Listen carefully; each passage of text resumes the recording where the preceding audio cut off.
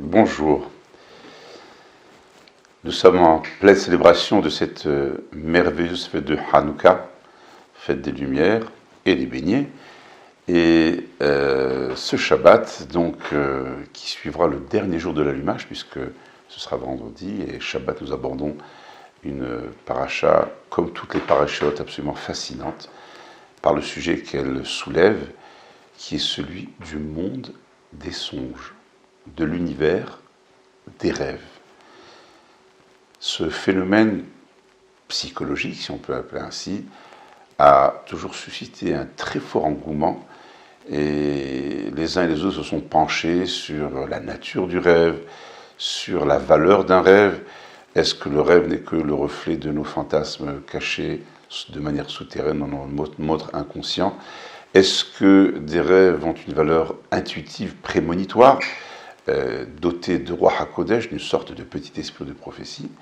Nous allons, si vous voulez bien, y réfléchir à partir du rêve de Pharaon, qui sera notre point de départ, puisque c'est à partir du rêve de Pharaon, qui rêve de ces fameuses 7 vaches maigres qui vont dévorer les 7 vaches grosses, et pourtant garder un aspect famélique. Puis viennent les 7 épis maigres qui vont dévorer les 7 épis simples, qui restent toujours aussi desséchés.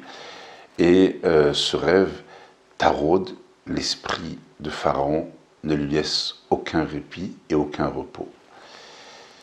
Dans l'entourage de Pharaon, il y a son fameux échanson qui a été mis en prison, qui avait rencontré un homme incroyable dans l'hébreu, Joseph, et quand il voit les affres dans lesquels Pharaon est plongé à cause de ses rêves, il dit « Majesté, je connais peut-être un homme qui pourra décrypter, qui pourra décoder ses rêves. » Séance tenante, Yosef est extrait de son cachot, il est habillé, ses cheveux sont coupés, on l'habille bien sûr de manière décente. Il se présente devant Pharaon, connaît l'histoire, il va déchiffrer un phénomène économique qui aurait pu terrasser l'Égypte.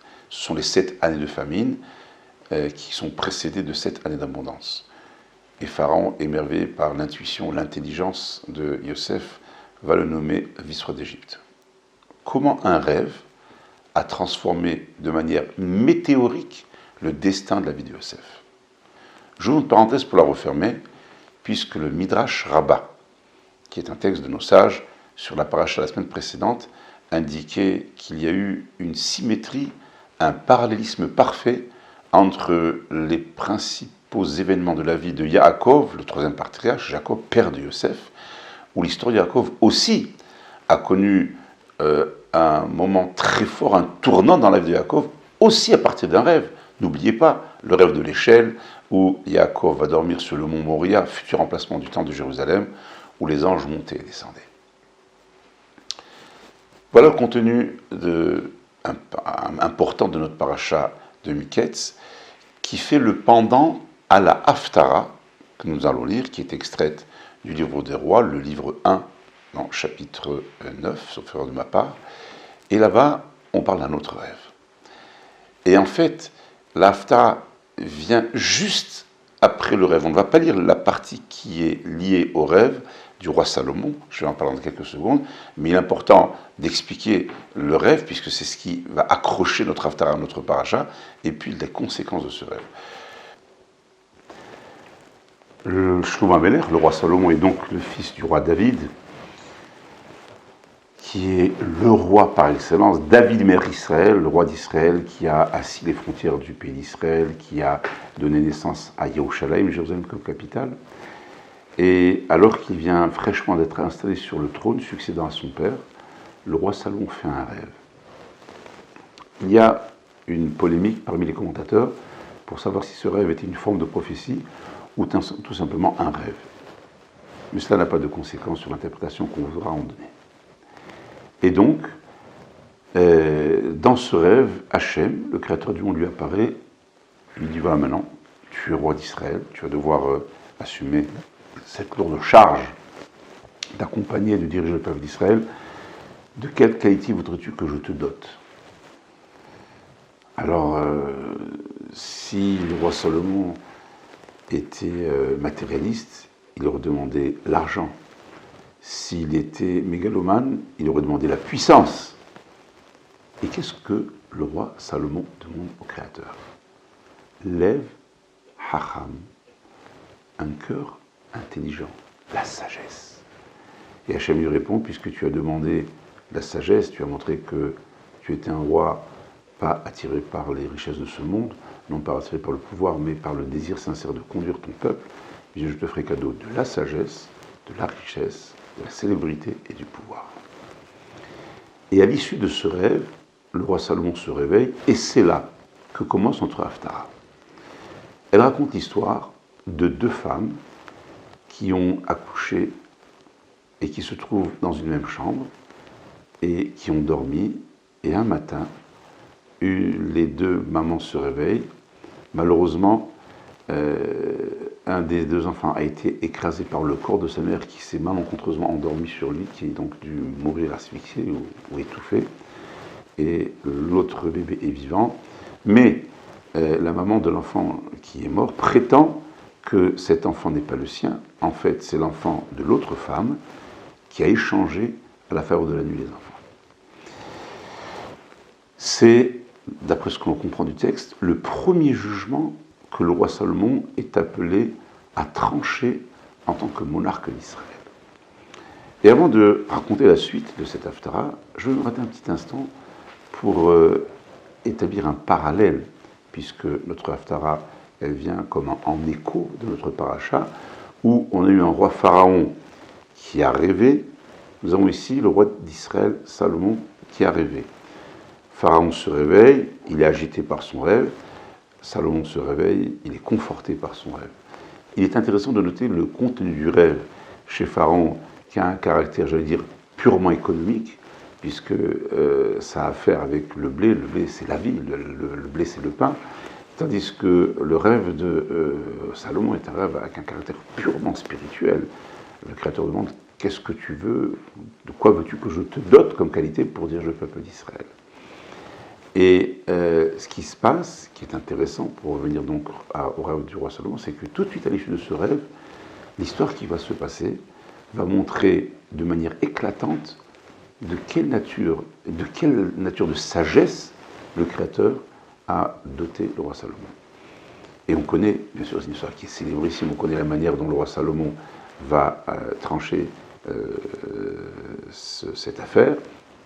Il va demander, eh bien, c'était un mauvais jeu de mots peut-être tranché, puisqu'il va demander une épée, et il va demander à un bourreau de couper cet enfant en deux, puisqu'il dit aux mamans, on est incapable de connaître la vérité, la justice, c'est donner la moitié d'un enfant à chacune. La maman, qui était la véritable mère, qui porte un amour infini à un petit être auquel elle donnait la vie, prise de pitié pour son enfant, elle dit au roi, Majesté, cet enfant il est le mien, mais je ne veux pas qu'il meure, je préfère qu'il vive dans les mains d'une autre maman qu'il meure. La maman qui a usurpé le droit de maternité, elle dit non, Majesté, il faut trancher, couper cet enfant en deux. Et on connaît le jugement de Salomon, le fameux jugement de Salomon, où Shlomo Améler va dire, la mère qui veut donner la vie à son enfant, c'est elle la vraie mère. Et le texte dit à ce moment-là que le peuple prend soudain conscience de l'intelligence, de la sagacité, de la pertinence, de la finesse d'analyse, de l'intelligence du roi Salomon. Et voilà, donc cette histoire vient en sorte de confirmation de cette qualité exceptionnelle dont est doté le roi d'Israël. Ce qui, en arrière-fond, invite à une réflexion sur un sujet essentiel. Le rêve d'abord, donc comme étant un moyen de communication, un moyen de révélation, c'est intéressant de noter, mais surtout ce qui, moi, m'intéresse dans ce passage, c'est en fait la vocation suprême d'un roi. C'est un peu ça, c'est un peu cela que le texte pose comme problématique. Lorsque nous pensons au roi, en tout cas pour ma part, qui est un petit de l'histoire, je pense tout de suite à la monarchie absolue, avec son incarnation parfaite à travers Louis XIV le bien-nommé, qui s'est lui appelé le roi Soleil. Il était très modeste, monsieur. Et donc, la notion de l'absolu, c'est un pouvoir illimité, presque un pouvoir qui écrase. Et à cela, la vision du roi Salomon est exactement presque à l'inverse. C'est un roi qui n'est pas là pour dominer, ce n'est pas un homme qui est là pour imposer une hégémonie personnelle. Le roi dans ses fonctions régaliennes, et c'est peut-être assez original, a l'immense responsabilité d'une justice juste. L'actualité contemporaine est agitée des soubresauts de maintes et maintes affaires de justice, de maintes et maintes affaires de soupçons. Je vais faire allusion à une problématique particulière, mais voilà cette exigence éthique, cette exigence morale de ce qu'un homme un jour soit confié une mission immense, régner sur un pays, diriger un peuple, l'épanouir, l'accompagner, l'enrichir, lui garantir sa sécurité. Et voilà que après ce premier rêve où le roi Salomon est doté d'intelligence, on comprend que cette intelligence, elle est d'abord au service du peuple, au service de la justice, car c'est la justice qui construit une société équilibrée.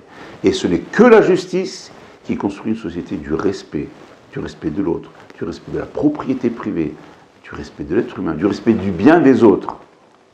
Voilà la clé de cette Haftara qui dit combien le roi Salomon a eu cette intelligence, elle en a été décuplée de demander en fait une sorte d'outil pour encore mieux servir son peuple. J'aimerais terminer avec une petite anecdote que l'on raconte sur le roi Salomon alors qu'il était encore un enfant. C'est peut-être une légende, je n'ai pas réussi à retrouver la source de ce récit, et qui montre déjà combien le roi Salomon était plein de sagacité dès sa petite enfance. On raconte le roi Salomon, encore jeune prince, voyage, il passe devant un village, il traverse un village, il voit que le village est en émoi. Ça va, ça vient, ça court, ça crie. Bon, il arrête sa calèche et puis il se dirige vers le chef du village, il dit « Mais qu'est-ce qui se passe? Pourquoi il y a un tel remue-ménage dans ton village ?» Il dit « Écoute, nous vivons tous dans ce village, des gens qui cultivent la terre, d'autres qui élèvent des poules, etc. Et on se rend compte qu'un villageois a été volé de quelques poules dans son poulailler, et ça ne peut être que quelqu'un du village. Ça vient d'être commis. Et donc, à ce moment-là, le roi Salomon, le jeune prince Salomon, dit au chef du village « J'ai trouvé le coupable. » Je lui dis « C'est impossible, tu viens d'arriver. Je te demande juste de réunir tous les hommes, de les aligner, et en quelques secondes, je te désigne le coupable. » À ce moment-là, bien sûr, c'est un désir du prince, de chercher tous les villageois, il les met en randonnion, si je peux me permettre l'expression, pour les villageois. Et puis, quand tout le monde est comme ça tendu, parce qu'on sait que le prince Salomon va ouvrir la bouche, on imagine un peu une tension avec un suspense à la Hitchcock. Il y a la seconde même, on lui ouvre la bouche, il dit « J'ai trouvé le voleur !» Donc tout le monde se fige. Il a oublié sur sa tête la plume de la poule qu'il a volée. Et à ce moment-là, dans un geste réflexe, que fait le voleur? Évidemment, sa main toute seule va chercher la plume imaginaire qui n'était pas sur la tête du voleur. Voilà encore une anecdote très jolie sur l'intelligence de ce roi Salomon. Ce qui montre quoi? Ce qui montre que le roi Salomon avait sans doute des dispositions qu'il aurait pu utiliser à des fins personnelles ou à d'une classe des malversations. Et voilà qu'au milieu de ce rêve, le roi Salomon, de son intelligence, veut en faire un outil au service de son peuple. C'est un bel enseignement pour chacun d'entre nous, dont je suis persuadé qu'au-delà des défauts que nous avons certainement quelques qualités, de se rappeler que les qualités ne nous appartiennent pas, mais qu'elles sont belles et qu'elles sont vraies quand elles sont partagées. Shabbat Shalom.